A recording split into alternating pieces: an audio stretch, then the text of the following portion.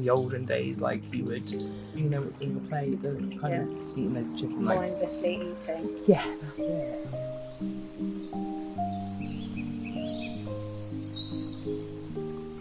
My name is Heidi, and I appear to have been placed on the path of rescuing hens from commercial farms and trying to heal them as best as possible. Well, it was my partner Caroline back in 2016 said, can we get some hens? And I said, yeah, can we rescue? I've heard you can rehome hens from commercial farms. So we looked into it, rehomed 3 girls, Margot, Barbara and Jerry, and brought them home. And then I just sat and stared at them and just thought, I can't believe the condition they're in. And I just thought, that's just so wrong. And started looking into it, looking into the egg industry, reading up about the reality of it, and just thought, I need to do more, I need to help out, do something. So started volunteering for a rehoming organisation. So that's how I started getting involved with that side of things. The organisation I volunteer with, they build relationships with farmers. It's a very sensitive area because you can't go in kicking and screaming because they'll just shut the doors. So you have to take a very diplomatic approach. But yeah, they get hens from free range, barn, caged, organic, all over the UK. Industry standard 72 weeks, they will just clear the entire flock. So Fresh Start for hens communicate with farmers and they'll say, right, I want to depopulate my flock in September. So we organise the rehomes and then go in and then they'll clear down. So it's just standard around the country, and that's what the farmers will do, because an unproductive hen that isn't at top yield is not making them the money, so they would rather just depopulate and restock. So sad. Going back to the beginning of the industry, it's a commercial hen. So Beryl, for example, would have been hatched in a hatchery. She would have been sexed at one day. Her brothers will be disposed of. The only difference for a hen that's come from a rearing barn or going to an organic system is that they will, in the UK, they'll not have their beak trimmed. Caged, free range and barn, all the hens have the tips of their beaks trimmed, which is either done mechanically or by laser, which they've done as a chick. So they're put in the machine and the tip of their beaks trimmed off, which is painful. They have nerve endings and it's done primarily to stop pecking and cannibalism through stress. So rather than environmental enrichment, they opt for beak trimming to prevent that.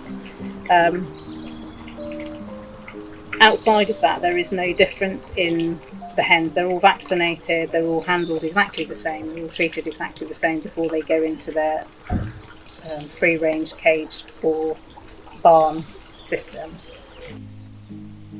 The girls will go into rearing barns where they're then reared for 16 weeks. They're then put out into whichever system. So at this point, they're all the same. They then get separated into free range, organic, barn, caged.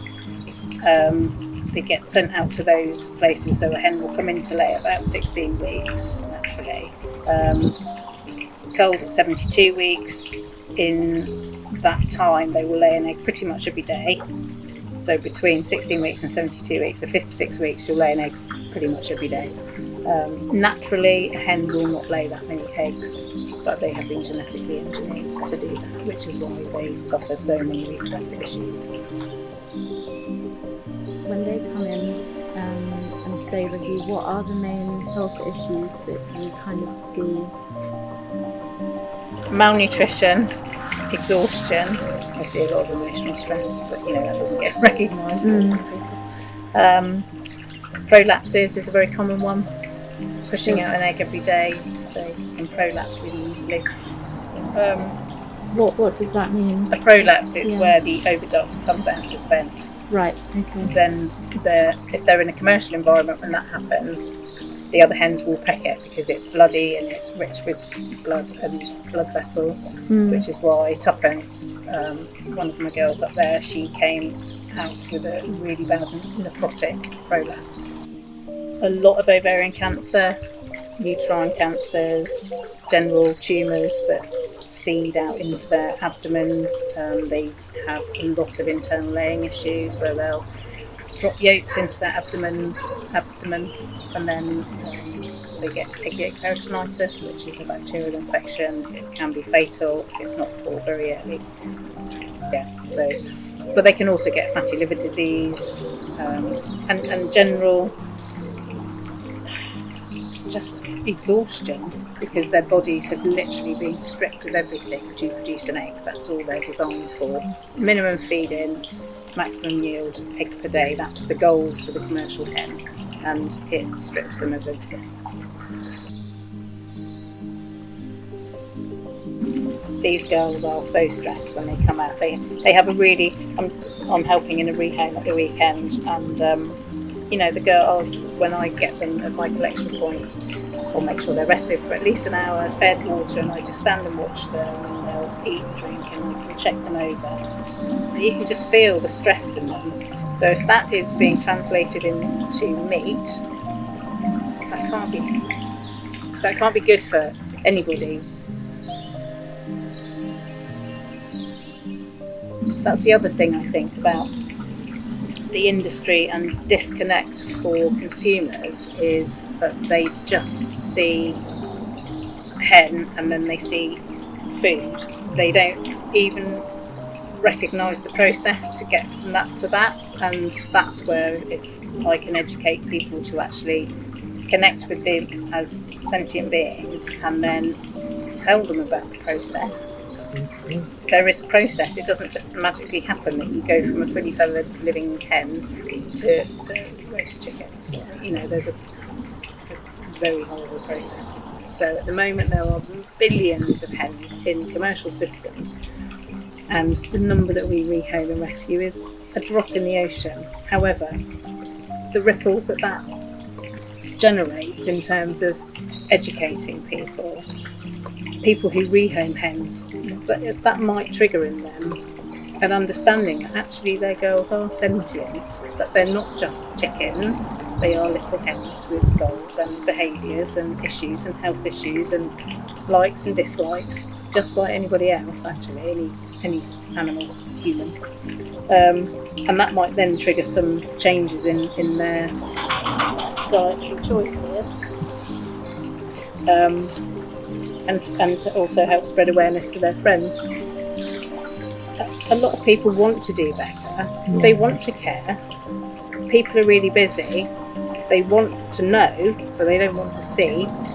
So they want to be led by marketing. So they want to feel comfortable when they go and get their free-range box of eggs with a very happy picture of hens on. And I don't blame them for doing that. I did it. I want people to really start looking, which is why the work that you guys do is really important, and any other organisation out there who is highlighting the realities and putting it out there so people can see it. And that's what I mean, it's such a massive thing, isn't it? So I think if everybody does something collectively, that is going to make a difference somehow. No one knows what one single act will result in. So err on the side of caution, be kind, be compassionate, and then ask yourself some really honest questions.